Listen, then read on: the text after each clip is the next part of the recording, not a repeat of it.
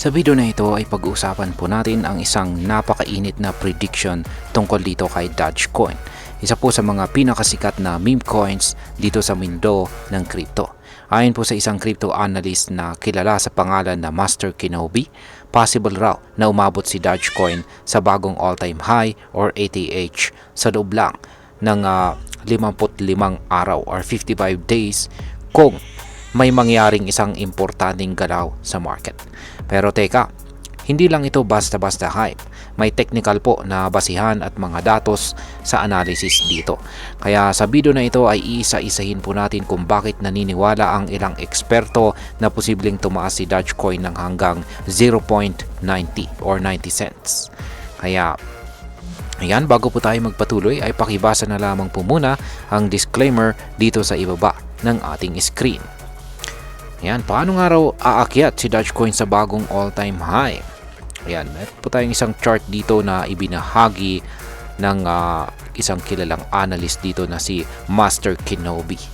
Ayan, isa po siyang kilalang crypto analyst sa X platform. At meron po siyang nakita rito na isang trend line dito po sa chart ni Dogecoin. Ayan, ito po ay si daily chart time frame ni Dogecoin. Ayan. At yan, meron siyang nakita dito na isang trend line na kapag nabasag daw ang trend line na ito, magbubukas ito ng malaking posibilidad para sa presyo ni Dogecoin na sumipa pataas. Ang tinutukoy po niyang trend line breakout ay nasa presyong 0.15488. Kung mababasag ito, possible raw na umakyat si Dogecoin hanggang sa presyong 0.90 bago matapos po ang unang bahagi ng buwan ng June. Target niya ang petsang June 5 to 10 bilang posibleng araw kung kailan maabot ni Dogecoin ang kanyang bagong all-time high. Kaya yan, dito po sa chart ay malinaw po nating nakikita na ang kanyang mga projection dito. Yung tinutukoy po niyang trend line ay yung kulay red po yan. Yung kulay red na linya. Yan, downtrend na linya. Yan, at kung pag nagkaroon po siya ng breakout dito, is ayan, possible po na aakyatin niya ang presyong 0.19 at base po sa kanyang timeline ay mga June 5 to 10 daw ito posibleng maganap. Ayan, or June 5 to 10, posible po niyang marating yung presyo na 0.90. Kaya yan, parang sinasabi po ni Master Kenobi na kung makakawala po sa kasalukuyang pattern na ito, yan, ang presyo ni Dogecoin, malaki po ang chance nitong sumabog paakyat. Ayan, at hindi lang ito isang random prediction.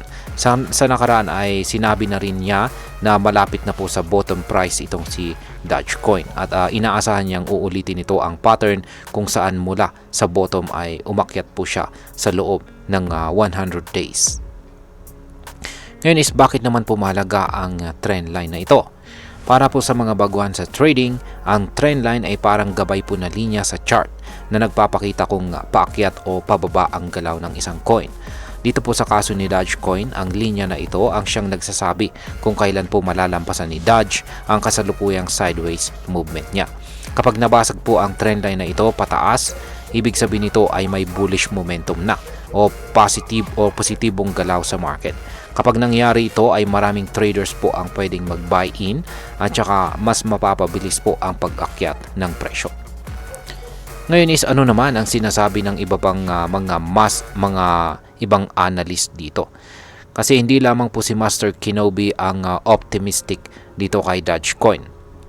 Yan, meron pa tayong isang analyst dito na si Kevin Capital.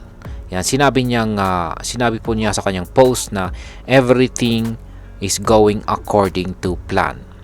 Ayan, pagdating kay Dogecoin. Parang sinasabi niyang kahit mabagal ang galaw ngayon, dahan-dahang naihahanda si Dogecoin para sa malaking rebound. Ayon po kay Ginong Kevin, bawat araw na lumilipas ay isang hakbang palapit sa posibleng pag-angat. Kaya kung isa ka pong Dogecoin holder, baka raw ito na ang tamang panahon para maghintay. Pero bakit parang walang gumagalaw ngayon kay Dogecoin? Yan, tama, kapansin-pansin na kahit may mga ganitong bullish predictions, hindi po masyadong gumagalaw si Dogecoin ngayon. Yan, meron naman po tayong isang analyst dito na si Trader Tardigrade. Yan, isa na rin po siyang analyst sa X at meron po siyang ibinahagi na chart dito ni Dogecoin mula po sa 4-hour chart time frame. Ayan, at gumagamit po siya ng Heikin Ashi candlestick. Yan, hindi po ito yung normal na candlestick na nakikita natin. Iba po ito. Tinatawag itong Heikin Ashi candlestick. Ginagamit po ito para mas malinis yung mga formation ng mga candlestick. Kaya sa pamamagitan po nito ay mas madali pong basahin yung galaw ng candlestick. Kaya ayan, ayon sa kanya ay ang market ni Dogecoin ay nasa loob ng triangle pattern.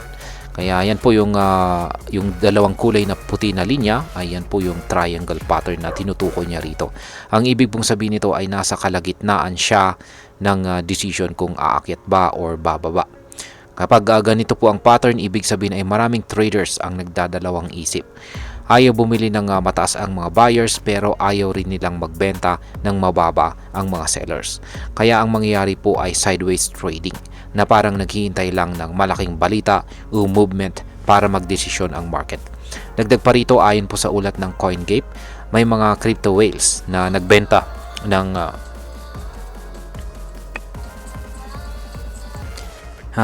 ayan, dagdag pa rito ay ayon po sa ulat ng CoinGape ay meron pong mga whales na nagbenta ng 570 million na Dogecoin kamakailan lamang. Kaya ang laki po niyan, nagdump po sila ng 570 million na Dogecoin. At ito ang nagpapakita na may malalaking players na nagli-liquidate po ng kanilang positions habang walang malinaw na direksyon dito kay Dogecoin. Ngayon ay pag-usapan po natin kung ano po ang posibleng epekto nito para sa atin bilang mga Pinoy crypto traders at investors ni Dogecoin. Bilang isang Pinoy na sumusubaybay po sa crypto market, mayroon pong dalawang bagay na kailangan po nating isaalang-alang dito. Una, kung Dogecoin holder po tayo, magandang pag-aralan po natin ang galaw ng presyo sa susunod na mga linggo. Kung totoo nga ang prediction ni Master Kenobi at mabasag ang trendline, pwede pong maging opportunity ito para sa profit taking or strategic investment. Pangalawa, kung naghahanap po tayo ng entry point para kay Dogecoin, kailangan po nating maging maingat. Ang sideways market na may indecision ay parang pwedeng magbigay po ito ng fake breakouts. Kaya mas mainam na maghintay po tayo ng confirmation bago po tayo mag-buy in. Hindi ito financial advice, pero bilang isang Pinoy trader, dapat po nating tandaan na volatile pa rin po ang crypto. Kailangan nating maging educated at saka disiplinado pagdating sa galawan ng market.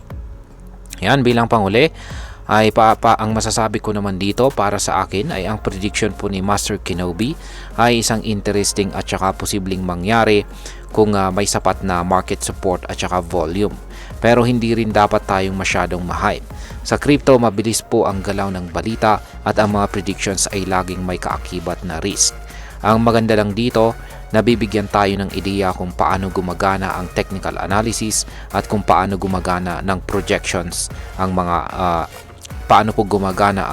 projections ng mga eksperto. At higit po sa lahat ay ipinapakita nito na kahit si Dogecoin na isang meme coin ay may potensyal na umakyat muli kapag napunta sa tamang momentum. Kaya kung isa ka po sa mga matagal nang nag-hold dito kay Dogecoin o plano po pa lamang pumasok dito, tandaan mo na knowledge is power. Mas marami kang alam, mas magiging kampante ka sa bawat galaw mo sa crypto. At ayan, hanggang dito na lamang po tayo sa video na ito mga ka-crypto. Marami pong salamat sa panonood. Ingat po tayo lagi at God bless po sa ating lahat.